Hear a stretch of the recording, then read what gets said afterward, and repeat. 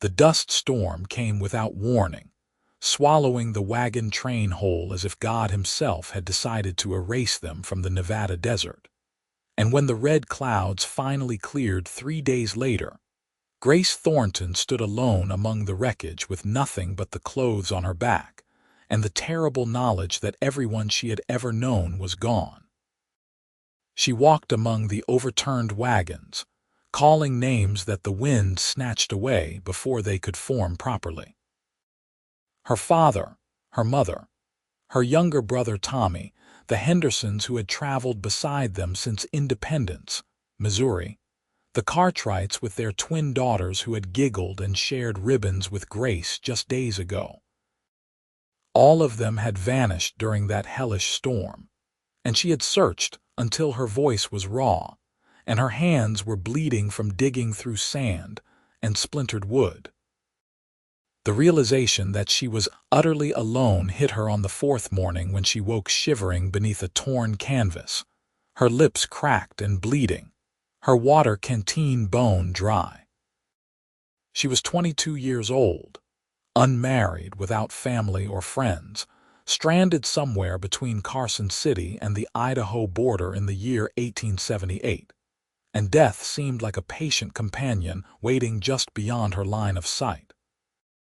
Grace forced herself to stand, though her legs shook like a newborn colt's.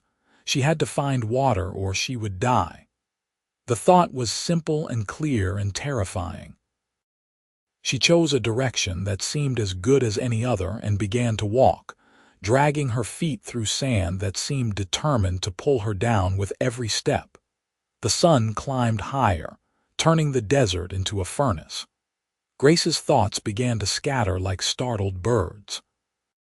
She thought of her mother's apple pie, the way her father used to sing old Scottish ballads while driving the wagon, the feel of Cool Creek water back in Ohio, where they had started this cursed journey.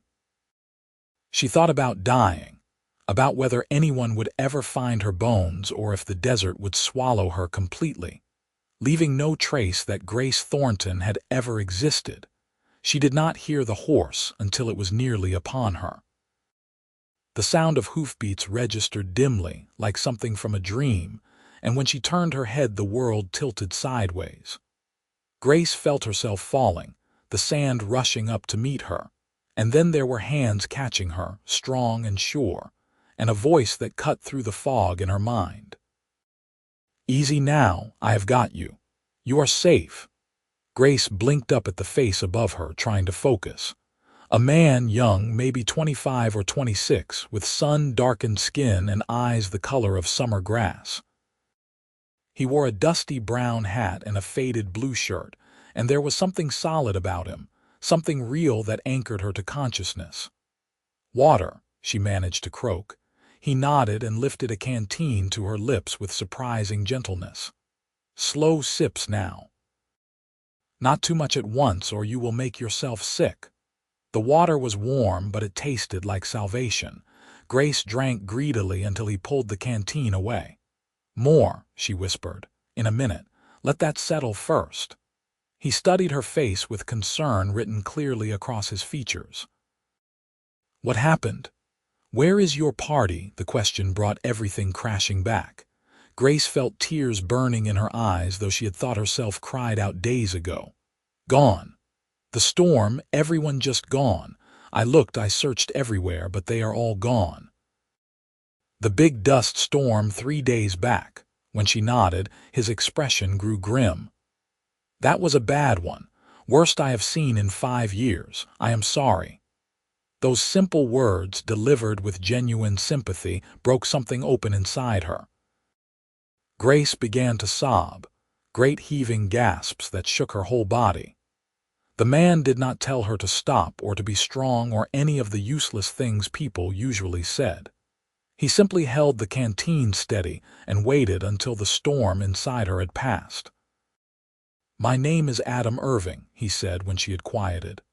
"I run cattle about 15 miles south of here near Awahi. That is the nearest town, such as it is. Can you ride?" Grace looked at the horse standing patiently nearby, a sturdy bay gelding with kind eyes. I think so. Good. We need to get you out of this sun. Adam helped her to her feet, keeping one hand on her elbow when she swayed. There is a line shack about 2 hours' ride from here. We can rest there, get some food in you, and then tomorrow we will head into Awahi proper. You have people you need to wire. Anyone who should know what happened? The question hung in the desert air between them. Grace shook her head slowly. No, there is no one. My parents were on the wagon train, my brother. We were all traveling together to California. We sold everything back in Ohio to make the journey. There is no one. Something shifted in Adam's expression, a softening around his eyes. Then I guess you are fortunate I was out checking fence lines today. He helped her into the saddle, then swung up behind her.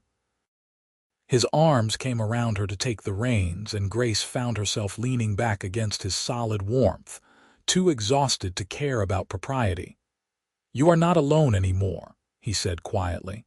I will see you through this. The ride to the line shack passed in a blur of heat and exhaustion. Grace drifted in and out of awareness, always conscious of the steady presence at her back. The gentle way Adam adjusted his hold when she started to slip sideways. When they finally arrived at a small, rough-hewn cabin nestled in a canyon where scraggly cottonwoods clung to life near a thin stream, she could barely keep her eyes open. Adam helped her down and guided her inside where it was blessedly cool and dim. There was a narrow cot against one wall, a small iron stove, shelves with basic supplies. He settled her on the cot and brought her more water, then some dried beef and hard biscuits that she forced herself to eat even though her stomach protested. Sleep now, he told her. You are safe here. I will be just outside. Grace wanted to protest, to say that he did not need to trouble himself, but sleep dragged her under before she could form the words. She woke to the smell of something cooking and found the cabin filled with the golden light of late afternoon. Adam stood at the stove, stirring something in a battered pot. He glanced over when she sat up. Feeling better, Grace took stock of herself. Her head ached and her skin felt tight and sunburned, but the desperate, hollow emptiness had receded somewhat. Yes, thank you. I made some stew. Nothing fancy, just beans and salt pork, but it will stick to your ribs better than jerky. He ladled some into a tin bowl and brought it to her. They ate in companionable silence. Grace studied Adam when she thought he was not looking. He had an honest face, she decided, with strong features that would weather well. His hands were work roughened but gentle when he had helped her, and there was something calm about him, a steadiness that made her feel less like the world was spinning out of control. You said you run cattle, she ventured finally. Is it a large operation? Adam shook his head. Small outfit. I have about 200 head, enough to make a living if the winter is not too harsh and the rustlers leave me alone. I work it myself mostly, hire on some extra hands during roundup and branding. It is not much, but it is mine. There was quiet pride in his voice. Grace understood that. Her father had felt the same way about their farm in Ohio before the bad harvests and the bank loans had forced them to sell. How did you come to be here? My father was a cavalry officer stationed at Fort McDermott back in '67. He brought my mother and me out here when I was 14. He died in '72, arrow wound that went bad. My mother followed him 2 years later, just lost the will to live, I think. They left me the land and a dozen head of cattle. I built it from there. Adam met her eyes. So I understand something about being alone. The connection between them felt tangible, like a rope thrown across an abyss. Grace set down her empty bowl. I do not know what I am going to do.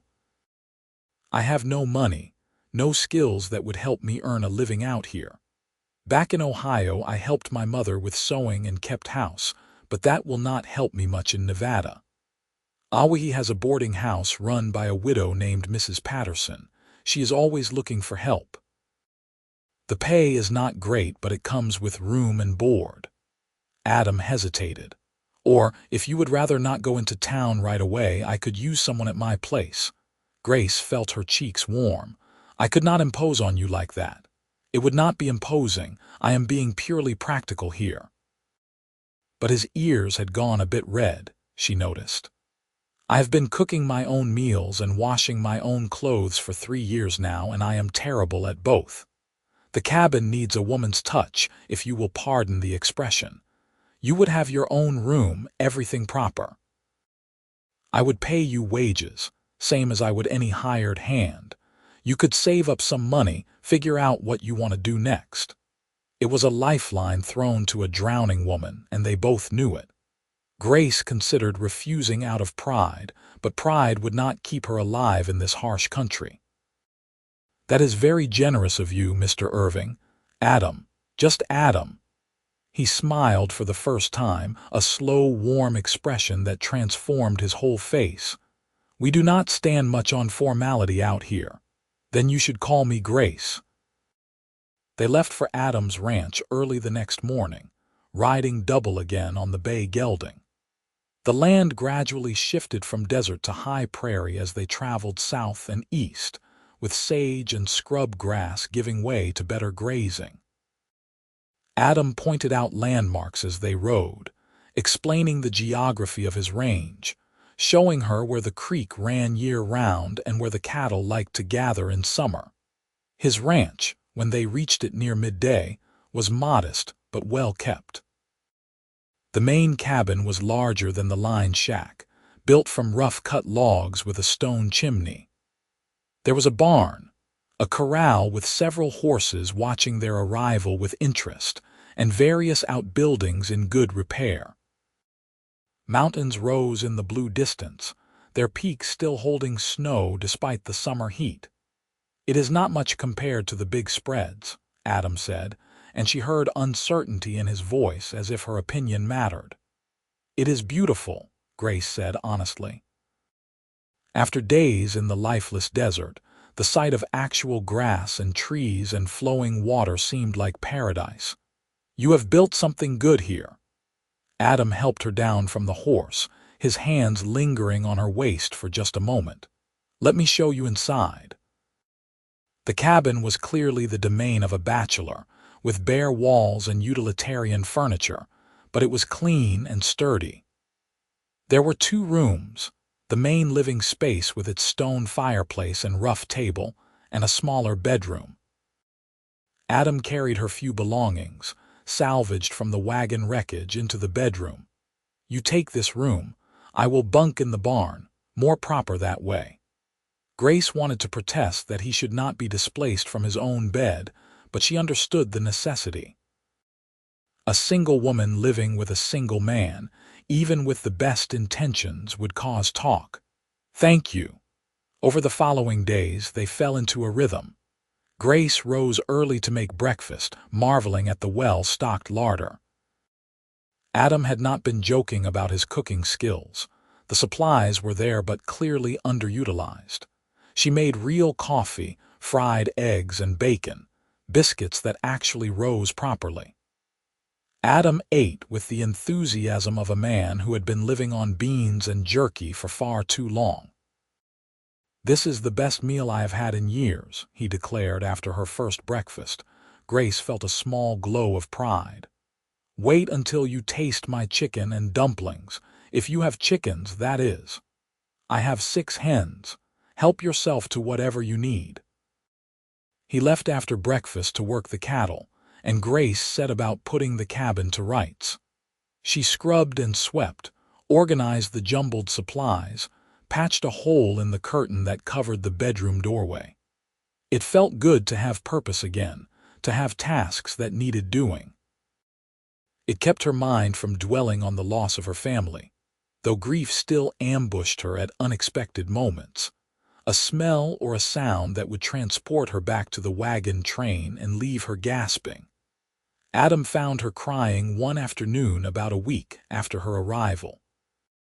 She was folding laundry, and had found a hole in one of his shirts that reminded her of the way her mother used to darn her father's work clothes. And suddenly, she was sobbing into a sun-dried shirt that smelled of soap and sage. He did not say anything, just pulled her into his arms and let her cry against his chest. His hand moved in slow circles on her back, comforting, patient. When she finally pulled away, embarrassed, he offered her a handkerchief. "I am sorry," Grace managed. "I thought I was past this." "Grief does not work that way. It comes in waves." Adam's voice was gentle. "When my mother died, I would be fine for days, and then something small would hit me and I would fall apart. There is no shame in mourning people you loved." She looked up at him, at the understanding in those green eyes, and felt something shift inside her chest. Gratitude, certainly, but something else too, something that made her pulse quicken. That night, Grace found herself watching Adam as he repaired a bridle by lamplight, his capable hands working the leather with practiced ease. He had been nothing but kind to her, never pressing, never taking advantage of her vulnerable situation. He treated her with respect and warmth, and she found herself drawn to him in ways that both excited and frightened her. As summer deepened, Grace's grief began to transform into something she could carry rather than something that crushed her. The nightmares came less frequently. She started to notice the beauty around her, the way the light turned golden across the prairie in the evening, the song of meadowlarks in the morning. She noticed Adam too, more and more, the way he moved with unconscious grace despite his size. The sound of his laughter when she told him stories from her childhood in Ohio. The gentle patience he showed with his horses and cattle. The way he always made sure she had the comfortable chair by the fire in the evenings, even though his own back must ache from a day in the saddle. They talked in those evenings, long, rambling conversations about everything and nothing. Adam told her about his childhood following the cavalry, the Indian wars he had seen through a boy's eyes, his dreams of building something lasting on this harsh land. Grace shared her own memories, painting pictures of Ohio's green hills and her family's little farm, the community they had left behind in search of something better. "You regret it?" Adam asked one night. Coming west, Grace considered the question seriously. "I regret that my family died. I regret that I will never see my mother's smile again or hear my father's songs. But being here, surviving, making a new life. No, I do not regret that. I think they would want me to keep going. They would be proud of you. You are stronger than you know." The sincerity in his voice made her chest tight. "I am only strong because you gave me a reason to be. You saved my life, Adam. You saved your own life by not giving up out there in the desert. I just pointed you in the right direction." But he looked pleased, she noticed, and that night when he headed out to the barn, he squeezed her hand in passing, a brief touch that seemed to carry weight. August arrived with blistering heat. One afternoon, Adam returned early from checking the cattle, his face grim. "Trouble?" Grace asked, looking up from the butter she was churning. "Maybe. Found sign of riders on the North Range, tracks heading east toward the mountains. Could be drifters, could be rustlers. I am going to ride over to the Henderson place tomorrow, see if they have noticed anything. Jack Henderson and his boys can help me keep watch." "The Hendersons," Grace's heart lurched, "but my friends on the wagon train were named Henderson." Adam shook his head quickly. "Different family. Jack and his wife have been here for 15 years. I am sorry I did not think." She let out a shaky breath. "No, it is all right. For a moment I thought maybe someone had survived." That night, Grace could not sleep. She lay in the darkness thinking about second chances and new beginnings, about how life could be cruel and kind in equal measure. She thought about Adam sleeping in the barn, and wondered if he felt the same pull she did, the same awareness that seemed to thicken the air between them whenever they were close. She must have eventually dozed because she woke to shouting and the sound of gunfire. Grace bolted upright, heart hammering. Through the window she could see flames. The barn was burning. She ran outside in her nightgown, screaming Adam's name. He emerged from the smoke coughing, leading two panicked horses. "Get back inside," he shouted. "There are men in the yard." Grace saw them then, 3 riders silhouetted against the flames. Rustlers, she realized with cold terror. They had come to steal Adam's horses and maybe more. One of the riders spotted her and kicked his horse forward. Grace ran, but he was faster, leaning down to grab her arm. She screamed and fought, kicking at the horse, clawing at the man's hand. Then Adam was there, yanking the rider from his saddle with such force that both men hit the ground hard. They grappled in the dirt, and Grace saw the gleam of a knife. Without thinking, she grabbed the water bucket she had left by the step and swung it with all her strength at the rustler's head. It connected with a hollow thud, and the man went limp. Adam stared up at her, breathing hard. "Are you hurt?" "No. Are you?" Before he could answer, gunfire cracked from the direction of the road. The other 2 rustlers wheeled their horses and fled into the darkness. A moment later, 3 riders thundered into the yard. Adam scrambled to his feet, putting himself between Grace and the newcomers. "Easy, Adam, it is us," a gruff voice called. An older man with a gray beard dismounted, followed by 2 younger men who were clearly his sons. "Saw the fire from our place. Figured you might need help. Jack Henderson. Thank God." Adam's shoulders sagged with relief. "Rustlers hit the barn. Managed to get the horses out, but the building is a loss." They spent the next hours fighting the fire, keeping it from spreading to the other outbuildings. By the time the sun rose, the barn was a smoking ruin, and they were all exhausted and covered in soot. Grace had made coffee and was passing out cups when she realized Adam was looking at her with an expression she had never seen before, intense and almost fierce. "You saved my life," he said quietly. "That man would have gutted me if you had not hit him. You saved mine first. I suppose we are even now. Grace." He set down his coffee cup and took her hand, seemingly unconcerned that the Hendersons and their sons were watching with interest. "These past 2 months, having you here, it has made me realize something. This place, the cattle, all of it means nothing if I am alone. You make everything better just by being here. I know it is too soon. I know you have been through hell and probably are not thinking about such things, but I need you to know how I feel." Grace's heart was beating so hard she thought everyone must be able to hear it. "How do you feel?" "I am falling in love with you. Maybe I have been since the moment I found you in the desert. I do not want you to leave when you have saved enough money.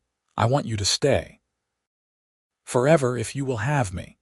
She heard someone, probably one of the Henderson boys, whoop in approval, but all Grace could see was Adam's face, hopeful and vulnerable in the dawn light. "I do not want to leave either," she whispered. "I love you too. I think I have for weeks, but I was afraid to admit it, afraid it was too fast or that you just felt responsible for me. I do feel responsible for you, but not the way you mean. I want to take care of you because I love you, not because I found you." Adam's thumb stroked across her knuckles. "Marry me, Grace. I will spend the rest of my life making sure you never feel alone again." "Yes." The word came out choked with happy tears. "Yes, Adam, I will marry you." He pulled her into his arms and kissed her, and Grace felt the last pieces of her broken heart click back into place, made stronger for having been shattered and remade. Around them, the Hendersons were clapping and congratulating them, but Grace barely heard. All that mattered was this man, this moment, this unexpected second chance at happiness. They were married 3 weeks later in Awahi's small church, with most of the town in attendance. Grace wore a simple dress made from fabric that Adam had insisted on buying her from the general store, cream-colored calico with blue flowers. Mrs. Patterson from the boarding house had helped her sew it, and had cried happy tears the whole time. "I love a good romance," the widow had declared. "And yours is one for the storybooks, dear. Tragic beginning but a beautiful ending."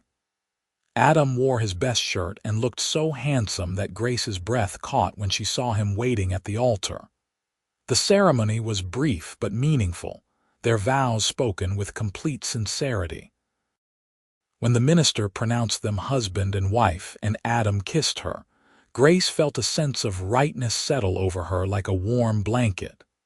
The town had organized a celebration at the church hall, with food and music and dancing.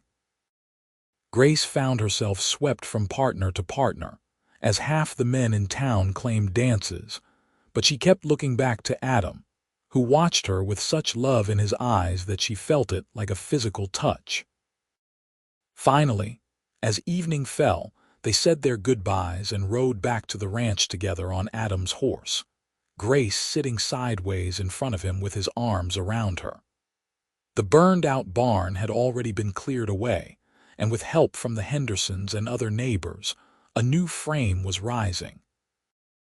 The community had rallied around them, proof that Grace was not alone anymore, that she had found not just a husband but a home.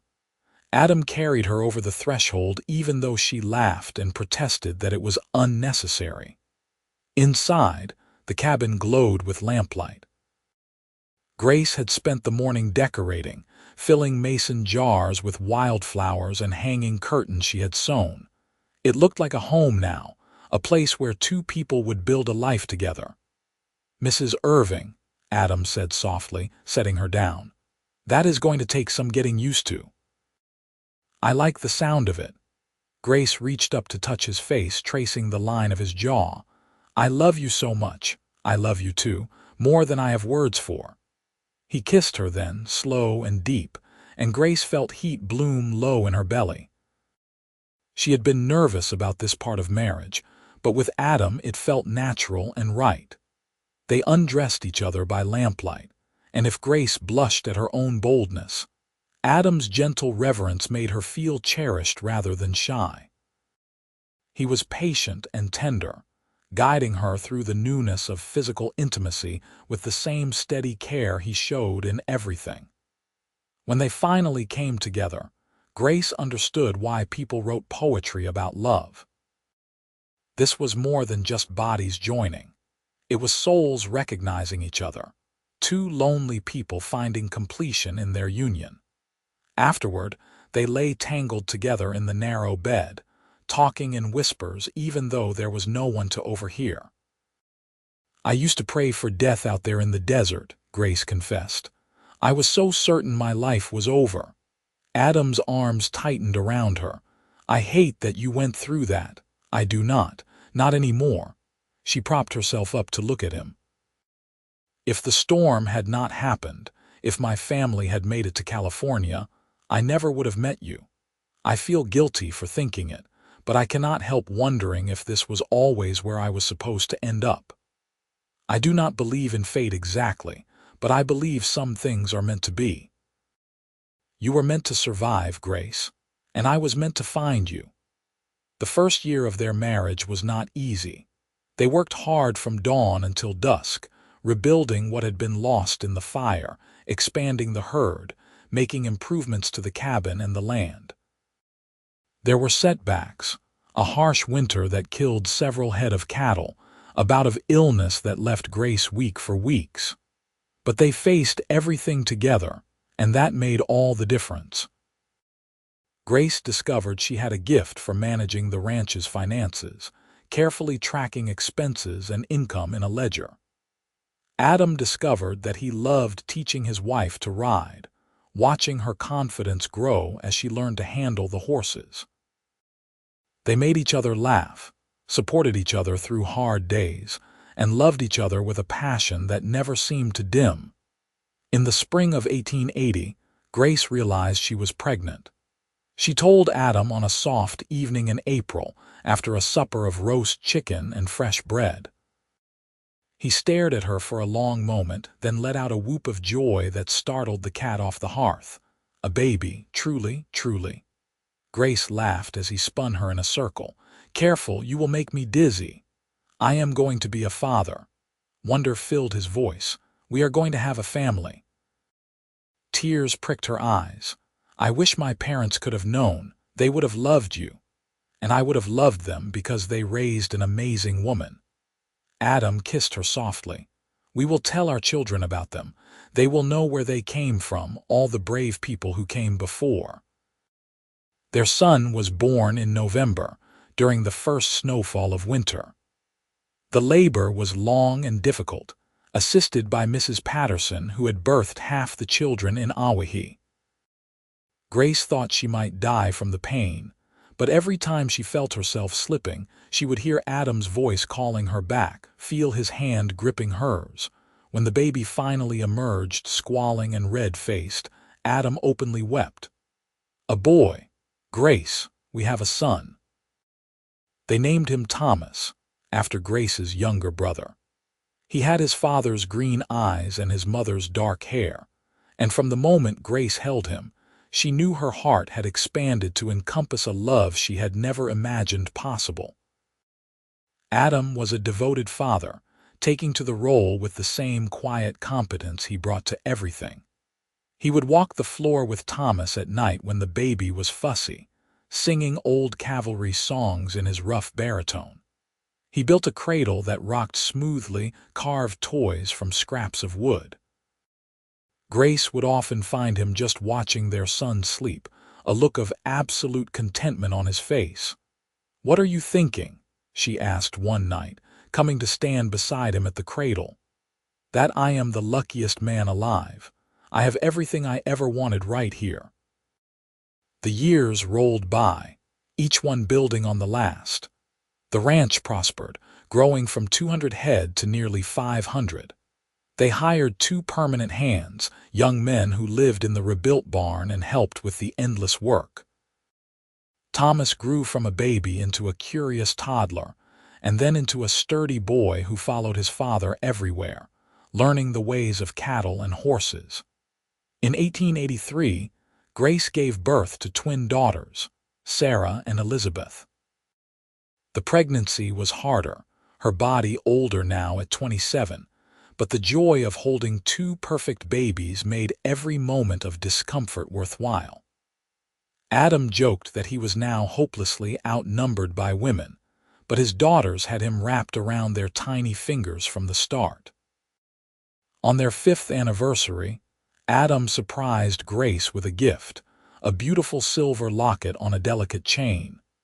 Inside, he had placed a tiny photograph, one of the new tin types that were becoming popular. It showed Grace and Adam with Thomas as a baby, taken on a rare trip to Carson City. "So you can carry us close to your heart the way you are always close to mine," he said as he fastened it around her neck. Grace touched the locket, overwhelmed. "You have given me everything, Adam. A home, a family, a reason to live. I do not know how I can ever repay you. You already have." Every single day. He pulled her close, resting his chin on top of her head. "Do you remember what I told you the day we met? You are not alone anymore. That is still true, and it always will be." Thomas grew into a responsible young man who shared his father's love of ranching. By the time he was 15, he could rope and brand as well as any hand, and he had a natural way with the horses that reminded Grace of Adam. The twins, now 12, were a force of nature, inseparable and full of mischief. Sarah wanted to be a teacher, poring over every book they could get her. Elizabeth wanted to be a rancher like her father, and already sat a horse better than most grown men. One evening in the summer of 1893, Grace stood on the porch watching the sunset paint the mountains gold and crimson. She was 47 now, with silver threads in her dark hair and lines around her eyes from years of squinting into the sun. Her hands were work roughened, her body bearing the marks of hard living and childbearing. But she had never felt more beautiful than when Adam looked at her, his love undiminished by time. He came to stand beside her now, slipping an arm around her waist. They watched in comfortable silence as Thomas worked with a green horse in the corral and the twins chased chickens, their laughter carrying on the evening breeze. "You ever think about that day?" Adam asked quietly. "When I found you in the desert, sometimes. It feels like a lifetime ago. Like it happened to a different person." "In some ways it did. You are not that frightened girl anymore." Grace turned to look at him, this man who had saved her in every way a person could be saved. His hair was graying at the temples now, his face weathered by sun and wind, but to her he was as handsome as the day they married. "Neither are you. You are just a lonely rancher trying to scrape by. Look at what you have built." "What we built," Adam corrected. "None of this would mean anything without you, Grace. You are my heart." She kissed him, still feeling that flutter of excitement even after 15 years. "And you are mine." As the sun slipped below the horizon and the first stars emerged, Grace thought about the strange path her life had taken. She had lost everything in that terrible dust storm, everyone she loved ripped away in an instant. She had stood alone in the desert, certain she would die, but then a cowboy had found her and offered her hope. He had said she was not alone anymore, and he had spent every day since proving it. Together they had built something beautiful from tragedy, a life full of love and purpose and joy. Thomas called out that supper was ready, and the twins raced toward the house, arguing about who would get the biggest piece of cornbread. Adam laughed and took Grace's hand, and they walked inside together, into the warmth and light and noise of their family. Years continued to pass, marked by birthdays and holidays, by hard work and small triumphs. Thomas married at 21, bringing home a sweet-faced girl named Mary from a neighboring ranch. They built a house on the northern edge of the property, and soon Grace and Adam were grandparents to a robust grandson named Adam Jr. Sarah fulfilled her dream of becoming a teacher, taking a position in Awahi's growing schoolhouse. She married the town doctor, a kind man who appreciated her intelligence and spirit. Elizabeth, true to her childhood declaration, stayed on the ranch, working alongside her father and brother, and eventually marrying one of the ranch hands, a hard-working young man who loved her fierce independence. By 1905, the Irving Ranch was one of the most successful in northern Nevada, spanning thousands of acres. But success had never been the point for Adam and Grace. What mattered was the family they had created, the legacy of love they were leaving behind. On a warm June evening, as Grace and Adam sat on the porch they had added years ago, watching yet another magnificent sunset, Grace felt a profound sense of peace. She was 69 years old, her children grown and thriving, her grandchildren filling the world with new life and possibility. "I have been thinking," Adam said, his hand finding hers as naturally as breathing. He was 72 now, his movements slower but his mind still sharp. "About that first day, about how close I came to riding past that section of desert. I almost went east instead of north that morning." Grace squeezed his fingers. "But you did not." "But I did not." He turned to look at her, and she saw the same love in his eyes that had been there on their wedding day, in the hospital when each of their children was born, in 1,000 quiet moments over the decades. "I found you and you found me, and we found this life together. That is the greatest miracle I have ever known." "We were both lost," Grace said softly, "and we found each other." As darkness fell and the stars emerged one by one, they sat together in comfortable silence. Two people who had been forged in the fire of loss and had emerged stronger together. Grace thought of the frightened, a lone girl she had been in the desert. And she wished she could go back and tell her not to give up, that the best parts of her life were still ahead. But time did not work that way. All anyone could do was keep putting one foot in front of the other, choosing hope over despair, love over loneliness. That was what she and Adam had done, day after day, year after year, building a life that was messy and beautiful and completely their own. The breeze carried the sound of laughter from the main house where Elizabeth and her family were staying for the summer. Mary was teaching the younger grandchildren a song. Thomas called something about checking the stock before bed. "I love our life," Grace said, a simple statement of profound truth. Adam raised her hand to his lips and kissed her knuckles, a gesture he had repeated so many times over the decades that it felt like a sacrament. "I love our life too, but mostly I love you." They sat together as the night deepened, stars wheeling overhead in ancient patterns, the land spreading around them in darkened peace. Two people who had found each other in the harshest of circumstances and had chosen, every single day, to keep finding each other. Two people who had proven that love could grow in the most unlikely places, that hope could survive the cruelest storms, that no one had to be alone if they were brave enough to let themselves be found. In the years that followed, Adam and Grace continued to be the center of their growing family, though they gradually handed over the day-to-day operations of the ranch to Thomas and Elizabeth. They spent their days enjoying the simple pleasures they had earned through a lifetime of hard work, sitting together on the porch, playing with grandchildren, taking slow rides across land they knew as intimately as each other's faces. Adam passed away peacefully in his sleep in the winter of 1909, just shy of his 76th birthday.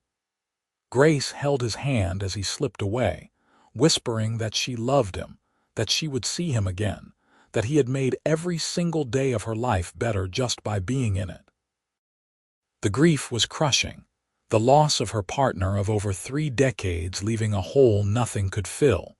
But Grace did not break. Adam had taught her too well about resilience, about finding reasons to keep going even when it seemed impossible. She lived another 6 years, spending them with her children and grandchildren, telling stories about the remarkable man who had found her in the desert and taught her how to live again. When Grace Thornton Irving passed away quietly one spring morning in 1915 at the age of 79, surrounded by 3 generations of the family she and Adam had created, her last words were a whisper that made her daughter Sarah cry and smile at the same time. "I am not alone anymore." And she was not.